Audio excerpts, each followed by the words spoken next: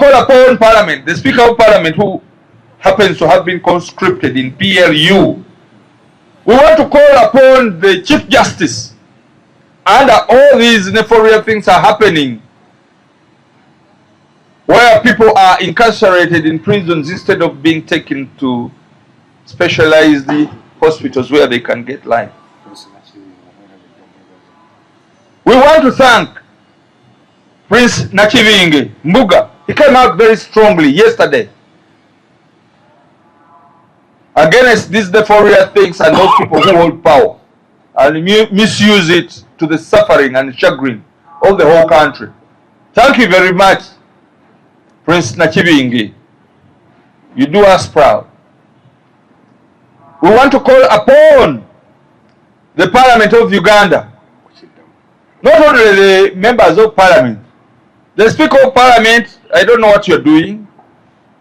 I don't know whether your party, the new party called PLU, of which you are a member, a party within a party which you represent in Parliament, not to embarrass us further, but to talk to your leader in PLU that the country is being embarrassed. This country has been embarrassed in the whole of the East African community. From the declaration of Martha Karua as a persona non grata, now to the closure of the Nation Media Group, which employs Ugandans in Nation Media Group Uganda, where our people are getting a salary, where you tax them and put in your coffers and you share it. This closure, which is illegal, it must be reversed with a lot of apology to the East African community. What call upon President Museveni, because he has just sworn in as the new president and the commander-in-chief of armed forces, that these things belong to you, nobody else. If no institutions are in charge, if at all the institution of the presidency is also not in charge, let us know that Uganda is under siege. But allowing this country to descend into a Amini's era is a mistake and a luxury that your leadership should not allow to continue. That nobody is safe. So I don't know whether I'm going to be picked. What I know is that I have not been warned yet. But when I am picked, Kenneth will take over. He's the deputy speaker of PFF. He'll take over. If at all he's picked, Kaija will take over. And he'll continue to speak what we are speaking. If Kaija is picked, Dr. Semambo will come in. And we shall continue to talk. Even you are not safe. Because you are covering this. Because you are covering this and you are going to allow it on your media houses. Even the media houses, your association must come out and condemn. Like we are telling the executive director of the Uganda Communication Commission, apart from running away from responsibility, did he condemn the act? Shame! We must all rise up. That's why we are calling upon everybody. This was a local problem. It became a Ugandan problem. Now it's an East African problem. And thanks to the media, you are continuing to make it an international problem. Soon we shall have it discussed in the European Union Parliament, in the UK Parliament. We shall hear it in the House of Commons. We want to hear it in Congress. We want to hear it everywhere. Let us know that we shall never be alone in a struggle for justice and human rights. We shall never be alone. In respect of Dr. Kizza Besigye and Lukwago, yes, they will be produced to court. I don't know if at all the leader, Dr. Besigye, will be in position to come to court without his lead lawyers. The Constitution guarantees him the right to have the representation of his choice.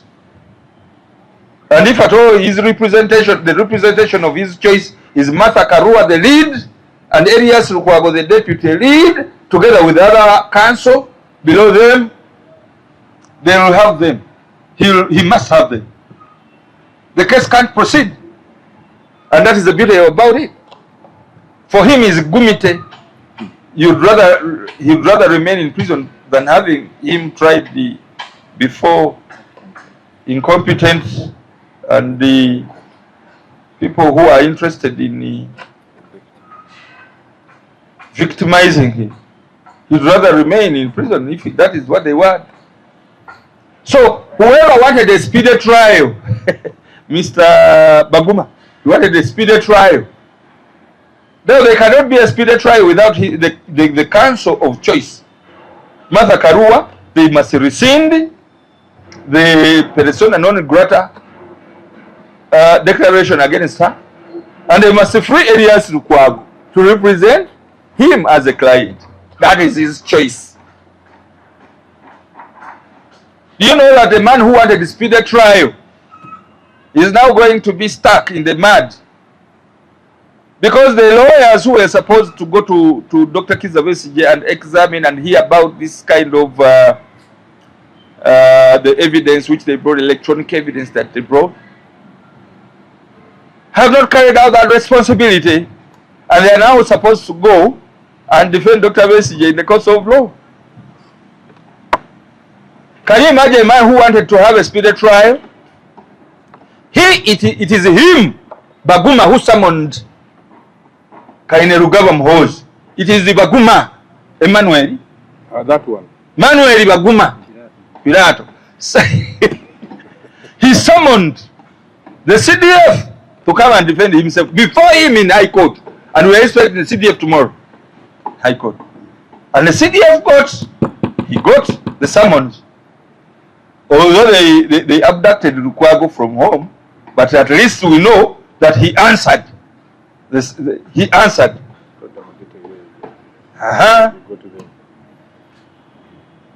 So Baguma should have condemned the person who obstructed court orders. The process of court. He has not come out. I don't know if at all he will come to court. He must be afraid too. I don't think he's safe like me. I can't be safe. How can he order the CDF to come to court? That is the question the CDF is going to ask him. How dare you? And the Baguma must answer. Baguma must answer. Where does he get the authority to summon the CDF? Son of the president. Where does he get that authority? I don't know where is he, whether he's in Uganda now. That was a sin. I think it was sacrilege. He didn't know it was sacrilege. So where does it leave the case? Everybody is now in the mud created by themselves. So for us who are telling them the truth, for us who are advising them, we cannot, Uganda should not allow us to be victimized so that we live in fear. Let them take all of us. A couple of days ago, we have witnessed the closure of the nation's media group and its institutions, including the NTV, the Daily Monitor, Dembe FM, and KFM radio stations. It looks like members of the Fourth Estate here are also scared that something might happen to their media houses because of these kind of occurrences. We are very well aware that the in charge of the Uganda Communication Commission has denied the undertaking. Honorable Nyombi Tembo, he did not participate in this operation. and yet it is in his docket as the regulator of the media. The Media Council also is not part of it, yet these are the statutory bodies which are supposed to be the regulators of communication. And we are now aware that only one person, the CDF, has laid claim on the operation that switched off the the Nation Media Group. And he has been very clear that he gets this authority from his father, the president of this country, General Yoweri Kaguta Tibuhaburwa Museveni. We would believe that Uganda should be ruled under the Constitution and the rule of law. That is what we civilians would believe. That is what you think should happen. And when I stand where the civilians, the civil authority stands, that is what we wish our country to be, governed as a country that respects its institution, a country whose governance is under the rule of law. That is what happens in the civilized world. And that was the aspiration of the people who went to the bush, who brought this government in 1986. And many lives were lost. And we thought that we were building from scratch, from time to time building our country through the constitution-making process and having it implemented, through the laws and regulations which have been enacted and we think should be followed. But this Kisanja, hakuna sleep, hakuna kulala, is becoming a disaster, a catastrophe, and the worst times reminiscent of what happened under Idi Amin, the field marshal of the times.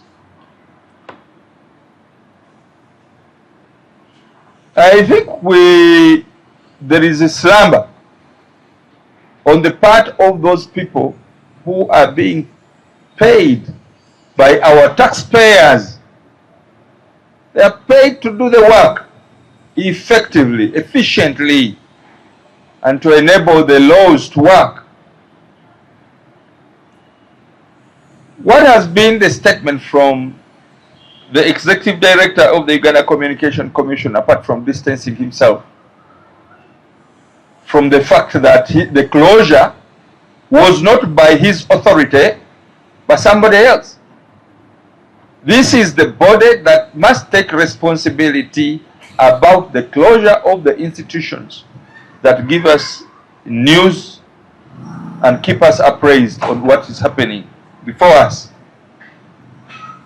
A mere claim that he is not part of it is not enough, because he must prove beyond reasonable doubt he is not part of it. And if he is not part of it,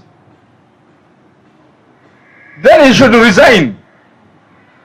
How can you be paid taxpayers' money to head an institution that is supposed to regulate the media, and then you just feign lack of responsibility and you act on nothing?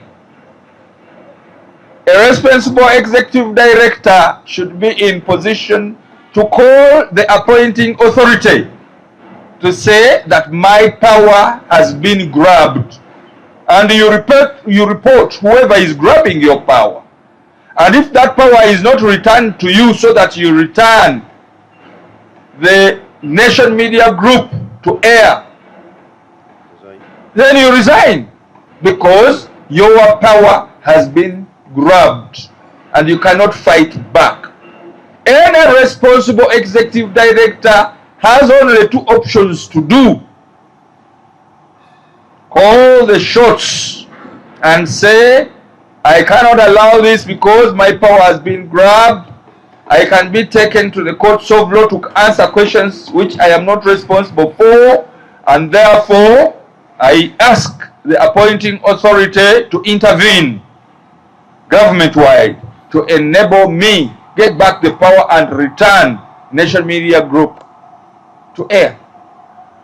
That is the responsibility of Mr. Tembo, who simply feigns ignorance of what happened and he goes back to bed to eat our taxpayers' money. You either call shots from the appointing authority, who happens to be the president and the father of the CDF, or declare yourself powerless, responsibilityless, and resign. That would be a positive way forward. Then there is this one, the IGP, the Inspector General of Police. The institution that we know that should take charge of any kind of criminality or civil action to be done is the police, the Uganda Police Force. It has never been in the powers of the army, of the military, to undertake such operations. Should there be anything that the Nation Media Group would have committed against the state, then it is in the powers of the police to come out and go and apprehend such institutions and cause certain actions to be done through the relevant commission, such as the UCC. That is what a responsible government does. Coordinated institutions. If the power of the Uganda Police Force has been taken over by the army, the UPDF, then the IGP should say so and act so.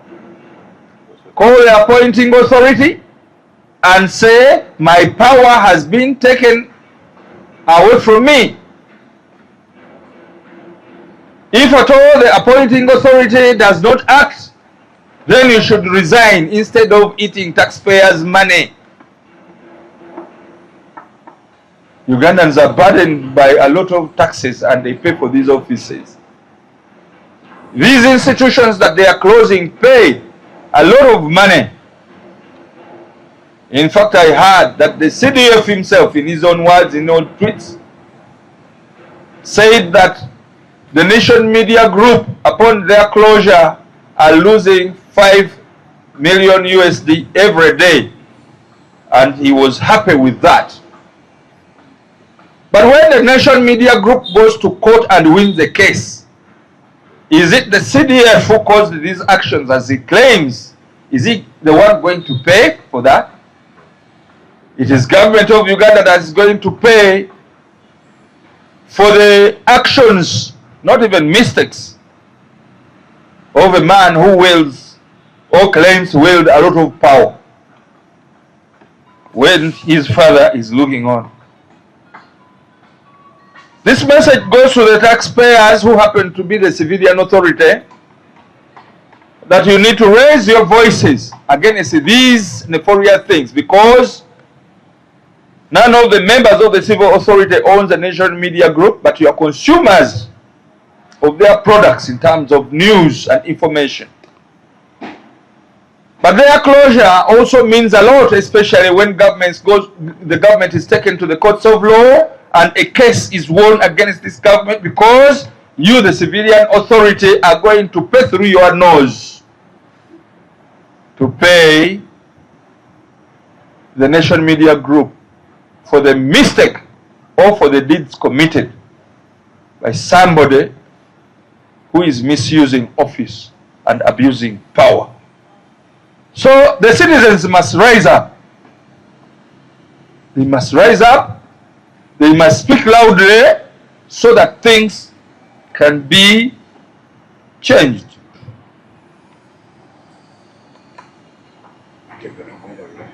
I would have wanted to discuss the Constitution, which limits the powers of the UPDF, and therefore the leader of the UPDF, but that is going to be for another day. the cooperation of our parties is going to produce a dossier which is going to help Ugandans understand the limits of the powers of those who are misusing it, and to ensure that the country knows that if they are not in charge, their power is going to be taken away. The same vein, you had that overarching powers have been used again to arrest, not even to arrest, abduct another senior citizen, and that is none other than Honorable Dr. Miriam Matembe. PFF doesn't know where Miriam Matembe is now, but according to the person who governs this country on X, his tweets depict that he was also abducted, and unlike for our party president Elias Lukwago, we don't know where Miriam Matembe is. Even his family, her family doesn't know where she is.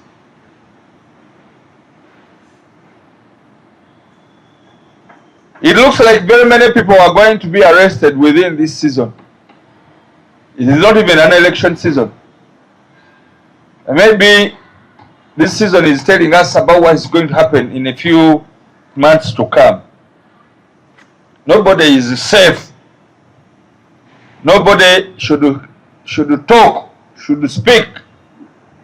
We must all remain very quiet, and things must be done the way they want them to be done.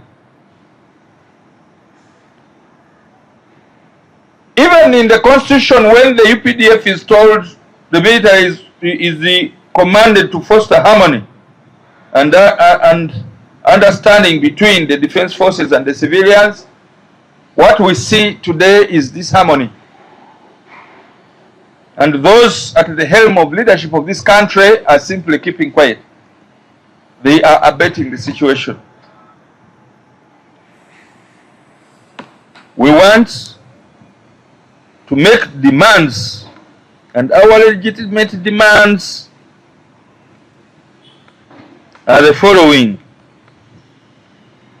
the immediate release of Honorable Dr. Miriam Matembe, a senior citizen, from whichever detention she is now. She should be set free, and somebody should take responsibility about any kind of compensation that should be done. We also demand the freedom of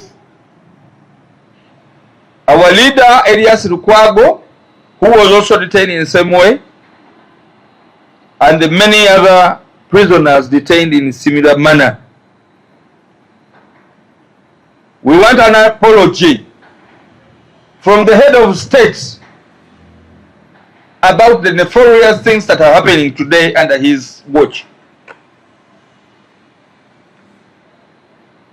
We demand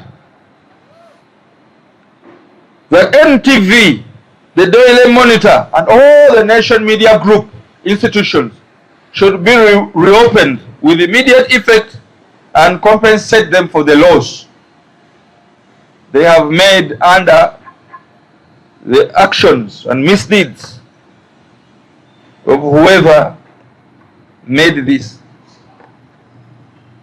We demand that the Executive Director of the Uganda Communication Commission should resign or cause a crisis meeting in government to ensure that the power that has been taken away from him is rectified, reinstituted, so that he can do his work without interference from the army, in particular from the son of the president. We demand that this government drops all political charges against Dr. Besigye, against Obed Lutale, against Elias Lukwago, Sam Makoha, and all other political prisoners they have detained within this season, and also rescind the document on persona non grata to Martha Karua so that she can come and defend Dr. Kizza Besigye in the courts of law if at all is not released by our demand. We also demand that the General CDF Hoskaine Rugaba should resist from political commentary and media censorship, and the UPDF Act and the Constitution, which do not give him those powers, he should know that these can act against him as an individual. In the event that these demands are not met, we are calling upon the Nation Media Group to sue this government, to sue the Attorney General and the person responsible for switching off these institutions. And the PFF will be behind them to support them too. We want to thank you very much, members of the Fourth Estate, for covering this. I know freedom of speech is becoming increasingly untolerated. It is becoming increasingly risky. But we shall not tire to tell the nation that Uganda deserves better. We shall never tire to tell the nation that we want freedom. We want a Uganda that is free for all of us, including those in the military. We want a Uganda that is fair. A Uganda where we can all work without being intimidated. A Uganda where business can be done. A Uganda that can attract investors without fearing that any upheaval is going to happen in the country. We want a Uganda that is stable for all of us. And we want a Uganda that has people who can stand up and be counted. We want a Uganda that can fight for the rights of all people. The silence of the people who should shout out is killing Uganda. We must be thankful for all those who have come out and they have enlisted themselves, raised their voices, including the Kabaka of Uganda. He recently extended his sympathies to the people who have been embarrassed by the high-handed men in uniform led by the CDF, especially our leader Elias Lukwago, for whatever has happened. And he cautioned that should this be allowed to go on, our country will fall back from where we came from. We want to thank the Kabaka of Uganda for that voice. We want to continue to thank Bishop Mukomeko. He came out very strongly. We want to continue to thank the Uganda Law Society. We want to continue to thank the media because you have always come out and aired our voices. Even when you don't say, even when you disclaim that it is not about you or the media house that you represent, at least our voices are being heard. The population has been told what is at stake. Basebo ne banyabo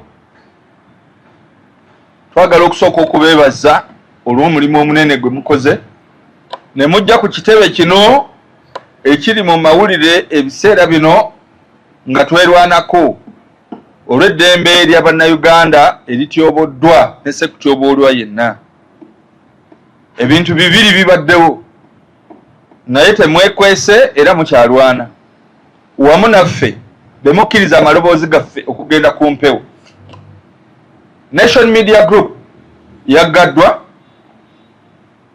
NTV yaggaddwawo, Monitor yaggaddwa, Dembe FM, KFM, bannammwe bannamawulire bannammwe ne bannannyini bitongole tebakyalina mirimu. Ffe twabadde tulowooza nti Uganda Communication Commission yenna obuvunaanyizibwa ku nsonga eyo, naye mukulu Tembo yavuddeyo ne yeegaana lunyi, naye mu kifo ky'okuvumirira yeegaanye bwegaana kubanga yandivumiridde era n'abeerako kyakola okusobola okulaba nga gavumenti ebeerako kyekola okuzza embeera mu nteeko. Teyakikoze. Twali tulowooza nti aba media council nabo bali mu tteeka banaabeerako kye bakola, tebakikoze.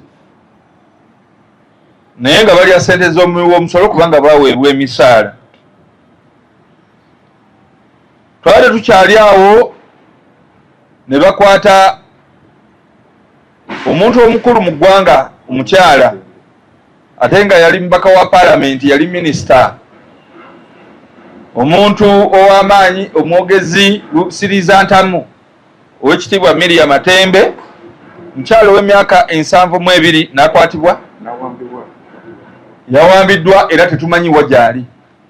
Tetuyinza kwepampalika kubagamba nti ali wano oba wali, naye waliwo omuntu gwe bayita CDF, Muhoozi Kainerugaba, okusinziira ku X account ye, agamba nti be bamukutte era be bamulina.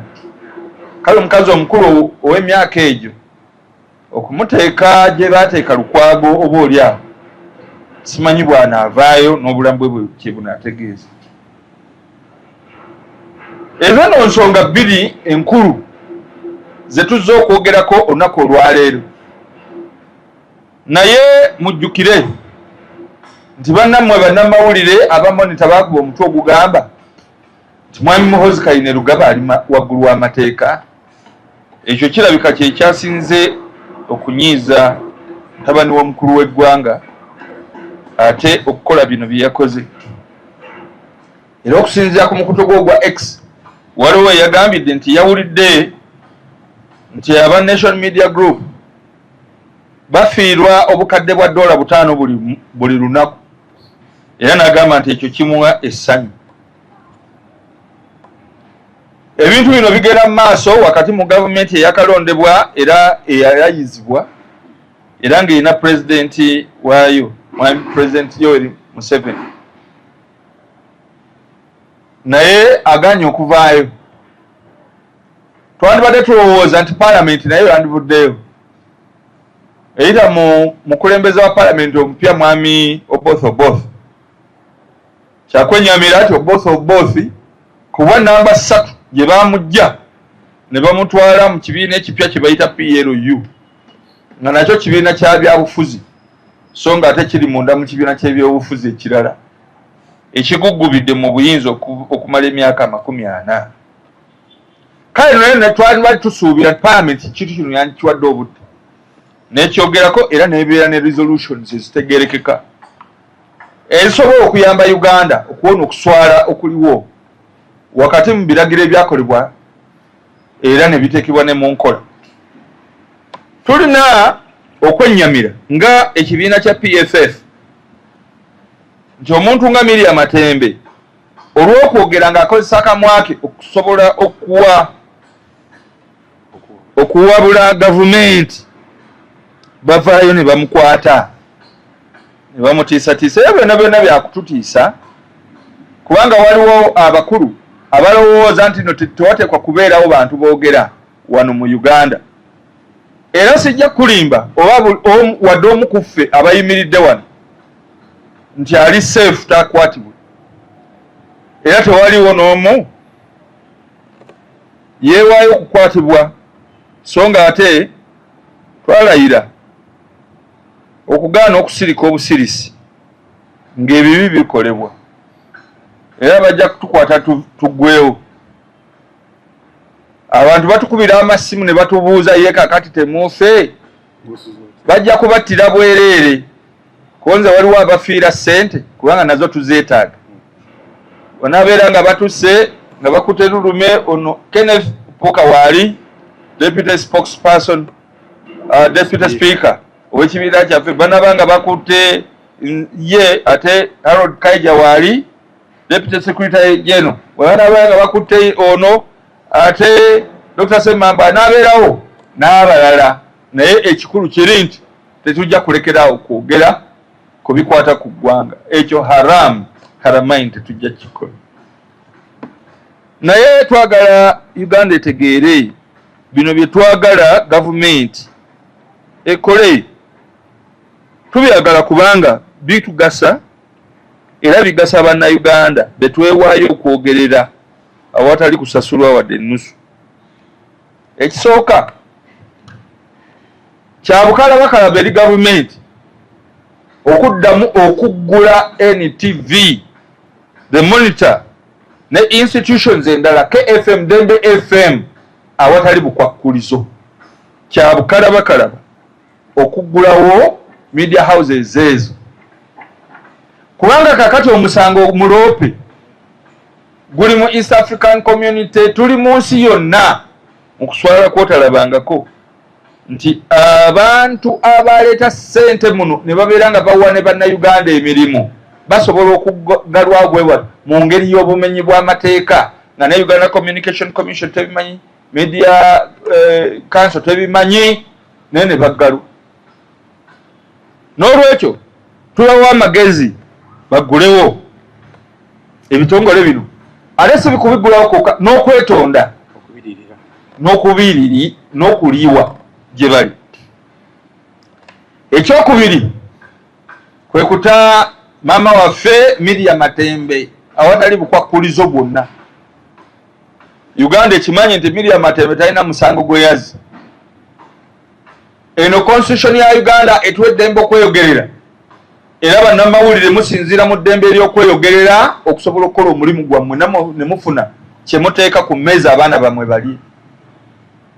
Okukuuma eddembe ery'obuntu ery'obwebange naddala freedom of speech kikulu nnyo eri buli muntu, kubanga abamu kyekituwa kye tulya.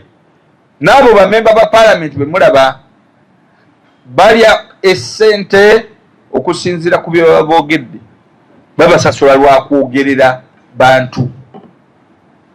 Wabula n'abali mu civil society, n'abali mu bibiina by'obufuzi nga bwe tuli, nammwe bannamawulire owekanganga okwoge eddembe ery'okwogera, to express oneself, kyekiteeka omugaati ku mmeeza yaffe, n'abaana baffe ne bafuna kye balya, kubatwala mu masomero n'okubajjanjaba.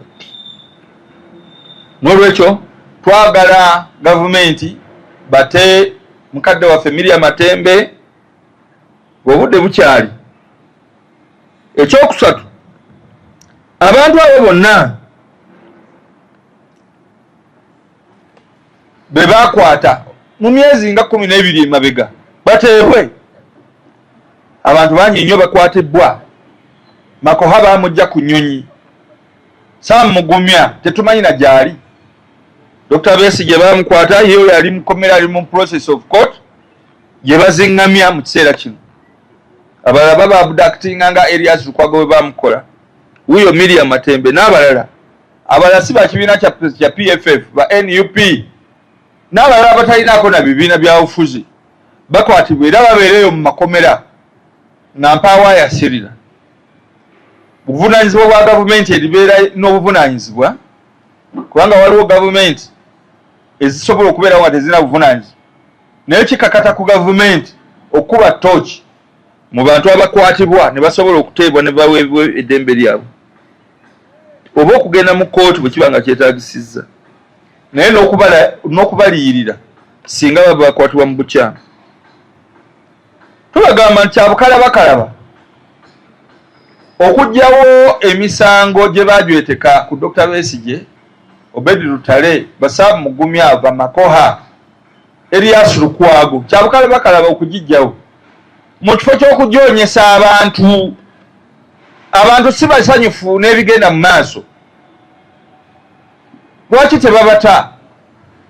Justice Waguma akugamba mbu ayagala speed trial asobole okwanguyiriza okubatwala ku kalabba, naye te mu ngeri y'emu ojja kwekanga nga gavumenti y'emu yeddidde Martha Karua, ate nga bamanyi nti ye lead counsel mu musonga gwa Besigye. Bamuzizaayo, bamusibiza ebintu ku speed addeyo ewaabwe, ate nga mukozi mu East African Community kubanga muwolereza puliira. Kale oyinza okulowooza nti Martha Karua azzeeyo ne Elias Lukwago omukutte, naye n'ogaana Besigye okubeera nti be balooya be. Besigye ajja kugamba nti balooya bange be bateekwa okumbeererawo. Onoomukakako balooya baatagayagadde. dembe lye era limuwebwa constitution. Kakati aba government abagala speed trial ate bavuga eggaali nga n'ebiziiza babikutte. Eyakola ekyo eyasemba okukola ekyo yali Kapere. Bandiyanguyeeko okuzza Martha Karua ne basazaamu ekiwandiiko ekya persona non grata okuta Elias Lukwago gwe bajjoteekako emisango ate nga ne evidence gye baleeta mu kooti taliimu.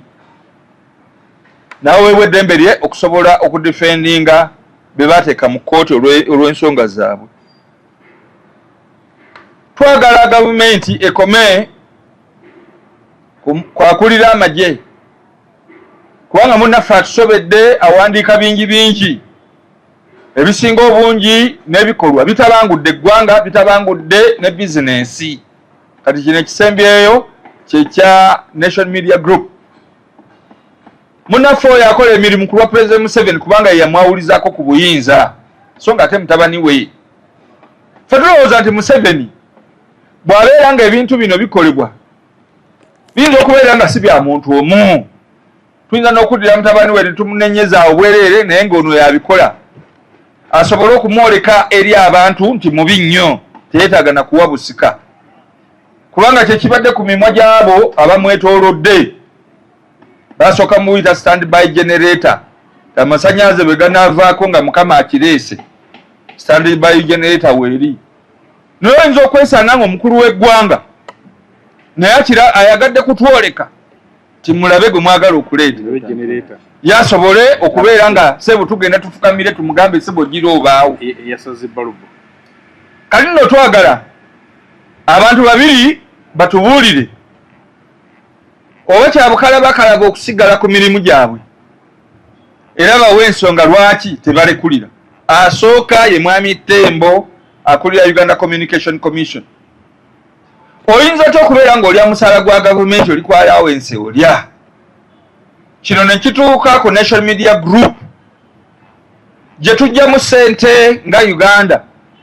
Abaana baffe mwe bafuna emirimu ne basobola okuteeka akagaati ku mmeeza abaana ne babaawo ne weegaana bweganyi nti si gwe baba baggyeko naye nga tovumiridde kikolwa era nga tokireese mu kabineti oba wa President Museveni appointing authority okusobola okulaba kiki ekisobola okukolebwa okuzza abantu bano mu bizinesi zaabwe bakole omulimu gwabwe okusinziira ku mateeka ne constitution gwebawo.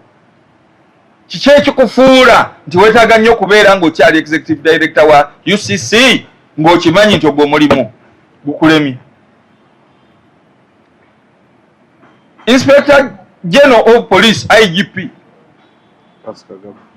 Mwami Kagaba obuyinza bwo bwe bubeera nga bwakugiddwako ab'amagye kyogere bw'obeera nga tokyogedde kigumire naye olekulire.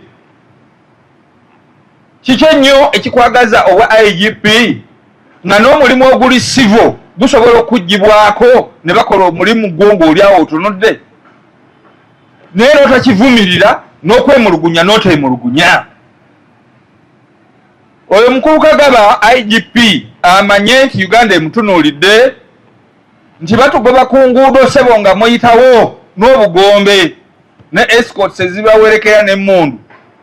Privilege lyekuweebwa kubanga oli Inspector General of Police naye bw'obeera ng'obuyinza bwo bukuggibwako ne bukozesebwa bubi. Omuntu omutegeevu era nga mugunjufu aloopa ensonga eyo ewooli eyawamuwa omulimu n'amutegeeza nti obuyinza bwange babunzijjako nze abantu bableminga nze gwe banenya sebo nsaba onyambeko banziriza obuyinza bwange nze Kagaba. Bwabeera nga baganye some resignation ensi etegeere naye okulya omusaala ogw'obwereere nga n'ebintu ebiri mu maanyi go togakozesezza ojja kuswalira bwereere. Era nze ndowooza akoze ekimu ku bibiri abeera mutegeevu era ng'akoze kya bugunjufu. Abalala nabo abeebakidde ku mirimu gyabwe nga sipiika wa paalamenti naye tetujja kutya kumugambako wadde bamuwa omulimu mu kibiina ekipya eky'ebyobufuzi kye bayita PLU. ekitali kiwandiise nga kiriira NRM omuddiba nga musege. Naawe oteeka conductinga parliament kubanga boolina be bakiikirira abantu abajoonyesebwa. N'olwekyo abantu abo bateeka okukubibwamu ttooki, so era n'okusitula amaloboozi g'abantu. Twagala okwongera okwebaza media fraternity, mwebale nnyo kola omulimu gw'amaanyi okusitula amaloboozi gaffe okulwanirira abantu abalala. Weewaawo mwe musobola okugamba nti eddoboozi ly'owulidde si ery'abannamawulire oba ekitongole naye lya muntu sekinnoomu luluma ono, naye eddoboozi lyaffe muba mulituusizza era tetuyinza butabeebaza kubanga muba mwewaddeyo okutuusa amawulire ago kulwanirira Munnayuganda. Njagala okusembayo nga neebaza abavuddeyo ne boogera n'amaloboozi ag'omwanguka.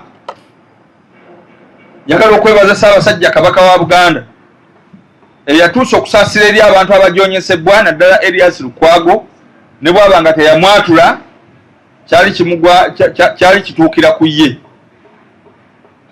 Tusiimye nnyo beene olw'eddoboozi eryo, ate walituma abataka wano aba Buganda ffenna ffenna abazzukulu mwe tuva. Eddoboozi eryo lisobole okukangulwa era okutumbulwa ennyo mu buli misoso gya Buganda gyonna nga giyita mu bazzukulu n'emikwano gyaffe abaatuwasa ne be twawasa, abajjwa n'ab'emikwano mu mawanga gonna. Tetuyinza butakwebaza ayibeene. Twagala okwebaza Mulangira Nakibinge. Tweyanza nnyo, tweyanzege embuga wavuddeyo n'amaanyi eddoboozi lyo twaliwulidde. Abantu abakozesa obubi ofiises zaabwe mwabagambyeko, era mmwe ababaddewo muteeka okutwala amaloboozi ago mu maaso.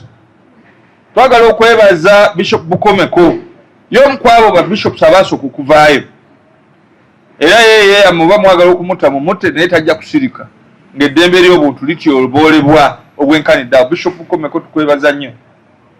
N'abantu abalala abavuddeyo ne mutasirika, tubalaba ku social media, abalala muli bweru naye tosobola kugamba nti oli bweru oli safe. Nammwe abali ebweru temuli safe, naye bwe muvaayo n'amaloboozi gammwe tugalaba era tugabala. Abantu bonna bonna abeetamiddwa embeera eno, Kulaani ekuwa emirundi 3 gy'osobola okwaŋŋangamu obuzibu ekikoligo ky'eggwanga oba ekikoligo ky'ensi. Kusooka bwe kibeerawo kikyawe mu mutima gwo, bwe kisigalawo kivumirire mu lujjudde, yogera n'akamwako. Bwe kisigalawo kikwate mavumbavumba. Ekulaani ey'ekitiibwa a'udhu billahi mina shaitaani rajim, ate neekugamba abakoze ebibiri ebisooka babeera bakaafiiri. N'olwekyo okukkiriza okutono okwo Kulaani tekwagala, eyagala abantu okulwanyisa ekikoligo amavumbavumba. Assalamu alaikum wa rahmatullahi ta'ala wa barakatuh. Nation Media Group abalina ne experience eyo bannakenya betwagala okuwa amagezi bagende mu kooti, ffe tujja kubeera mabega waabwe era tujja kuleeta n'obujulizi n'obuvune bwe tufunye mu nsonga zino. Ate bo bajja kubeera nga balina n'akatuuti kagazi okusinga akaffe, kubanga ICC, International Criminal Court, ekwata omuntu yenna okusinziira ku musango gw'obozizza, era omuntu yenna wonna wonna waba avudde kavunambeera ng'atutte okwemulugunya okwo, naffe ffe tubeera abajulizi. Kiringanga bw'onoogenda mu kooti ng'omuliraanwawo akutemye oba akukubye oluyi, assault. Kakati ate gwe obeera mujulizi, si gwe obeera nannyini musango, state egutwala, gwe nojjanga omujulizi. Kati ffe abakosebbwa ffe tugenda okufuuka abajulizi mu musango guno singa gunaaba gugenzeeyo. Tujja kwagala abannamateeka batunuulire enkaliriza waawe mukozesi ki gwe tugenda okuyisaamu ensonga eno. Naye nga kyenjagala okuwako obweyamu, tetugenda kusirika busirizi, kukoteka bukotesi mitwe, ensi yaffe eggwawo. Ekyo haramu, haramaini. Assalamu alaikum. Kubanga ffe tulaba abantu sebe abagenda delegation ne delegation zigendayo ez'abakulu b'eddiini, abalala kulembeze bafe ab'ennono naye nga ensonga za governance batekwa okuziwa obudde. Mwami Museveni tayagala nnyo bantu kwogera ku kye tuyita governance ebyenfuga. Bw'okyogerako ng'agamba nti ebyo bireke mwe mugende eri mu makanisa gammwe kubanga mujja kundeetera nange okujja okubatiza abantu. Bw'atyo bw'abagamba n'abatiisatiisa. Naye kyekiseera okutuula naye ng'ensonga ebatutte kwogera ku nfuga y'eggwanga. Kubanga kyangu nnyo ebintu okwonooneka singa oba tokyogeddeeko. Nze omulimu gwange naye ngukola. Saagala kufiira wano bagambe kale balulumi baali ludda wanga bino bikolewo. Wakiri nkyogeddeko. Nkoze ekisooka kulani kyeragira. Kyokubiri. Si kisukyaye bukyayi wabula ntaddemu n'eddoboozi. Kati ekisigadde kye kiri ekyokusatu.